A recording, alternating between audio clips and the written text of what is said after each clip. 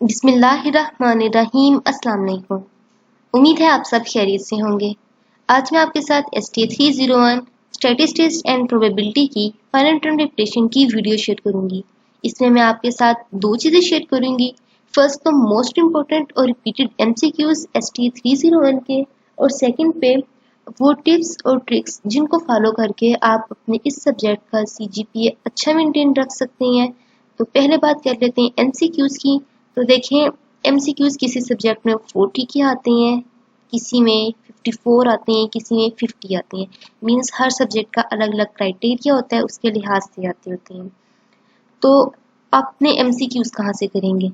मैंने अक्सर स्टूडेंट्स को कहते हुए सुना है कि पास्ट पेपर्स में से कुछ नहीं आता। तो देखें, जब आपका कोर्स हुई है, सिलेबस हुई है, हैंडआउट्स हुई है, तो पास्ट पेपर्स में से क्यों नहीं आएगा? आएगा, लाजमी आएगा।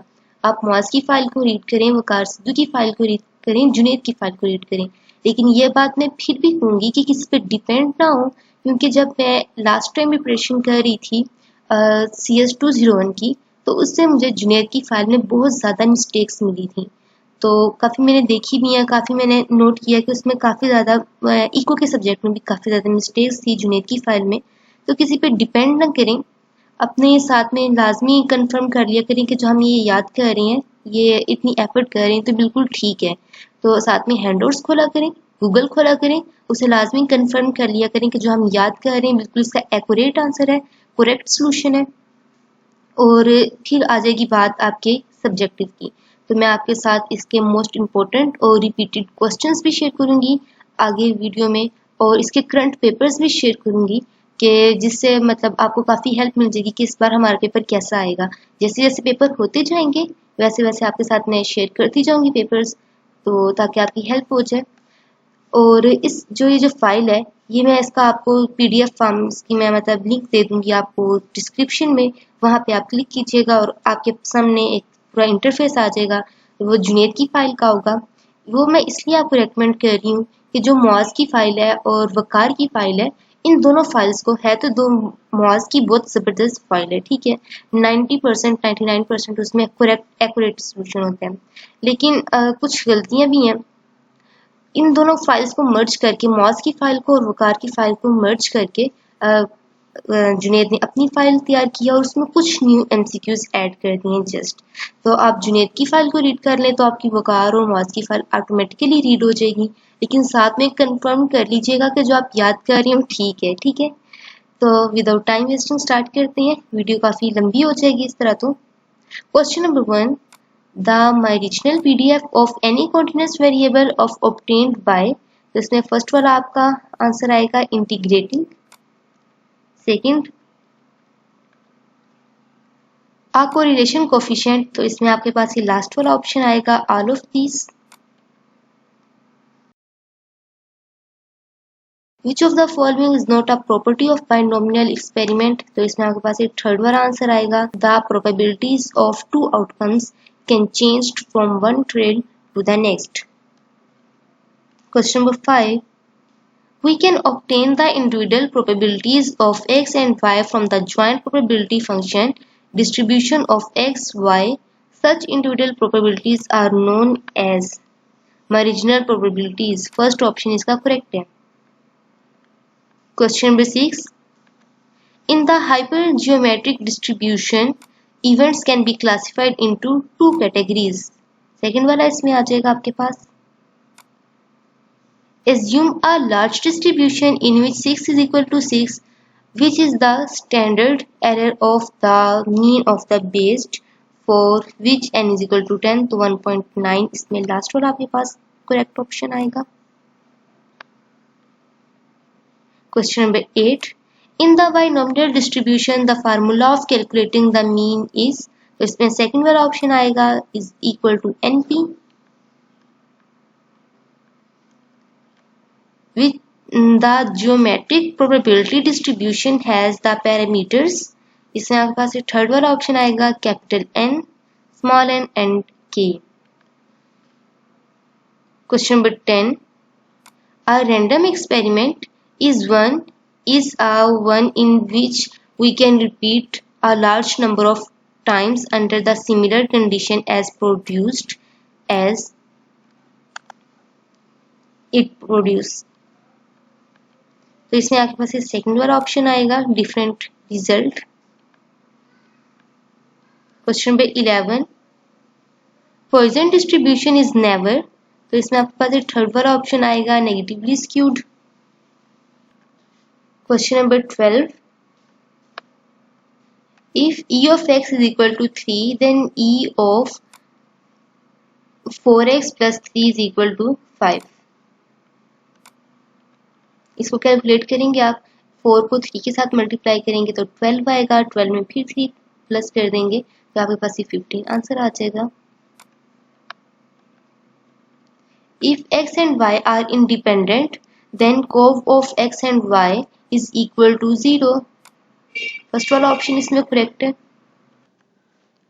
Question number 14, which of the following is not a requirement of a binomial distribution.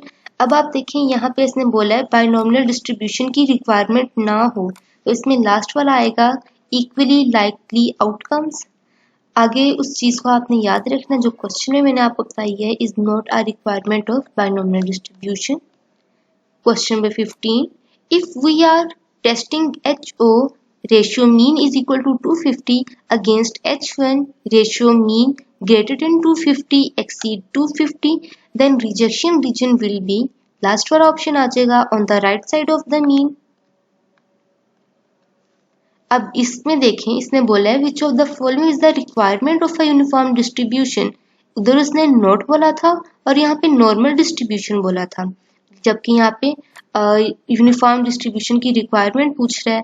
तो इसमें भी हमारे पास वही आंसर आएगा, लास्ट वाला, इक्वली लाइकली आउटकम्स। क्वेश्चन को लाजमी 3-4 बार पढ़ा करें तब इसका आंसर लगाया करें।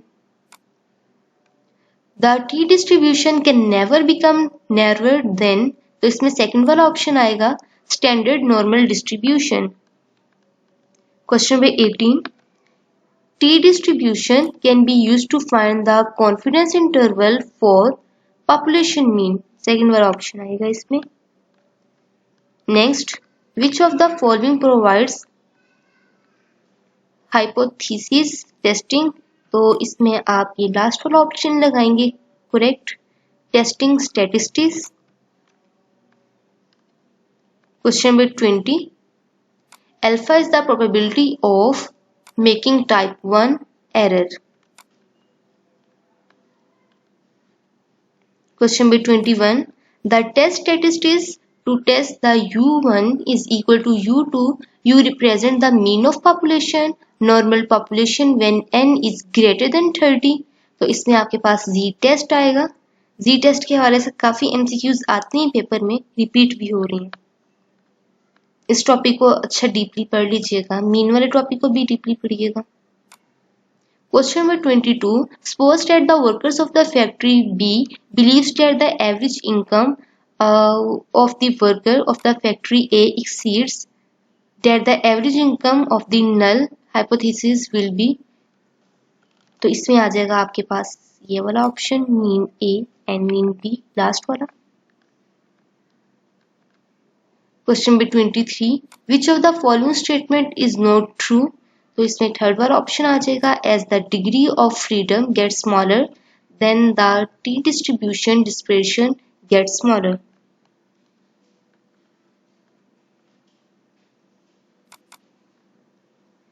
A dash is a range of number inferred from the sample that has a certain probability of including the population parameter over the long run। तो इसमें आपके पास आएगा थर्ड वाला option, confidence interval. A null hypothesis is generally denoted by HO, ये तो हम सबको पता है। To determine a sample size, which test we use, तो इसमें आपके पास ये Z फर्स्ट वाला आ जाएगा। Next question number 27, how can we interpret 90% confidence interval for the mean of the normal population, तो इसमें सेकंड वाला ऑप्शन आपके पास आएगा, there are 90% chances of failing the true value of the parameter. Question number 28, For the smaller value of v, then the t distribution will be the dash, then the standard normal distribution. तो इसमें second वाला option आएगा more spread out. Question number 29. To the test hypothesis about the difference of the mean for the large sample, what test statistics will be used? तो इसमें आपके पास आएगा z. Question number 30. When we start the hypothesis testing, we always assume that HO is true. Ideally, the width of confidence interval should be 0. ये same basic concept है, आप पढ़ेंगे तो इंशाल्लाह आपकी ये विद इन हाफ आवर तैयारी हो जाएगी. आसान है ये. Conventionally, the probability of making a type 1 error is denoted by which of the following symbol? तो इसमें सेकंड वाला ऑप्शन आएगा A alpha. Question number 33. In the method of moments, how many equations are required for finding the two unknowns? तो 2 equations चाहिए होंगे इसमें. Question number 34. The method of maximum likelihood ML is used to find out. तो इसमें आपके पास ये third वाला पॉइंट आएगा, पॉइंट estimates. Question number 35.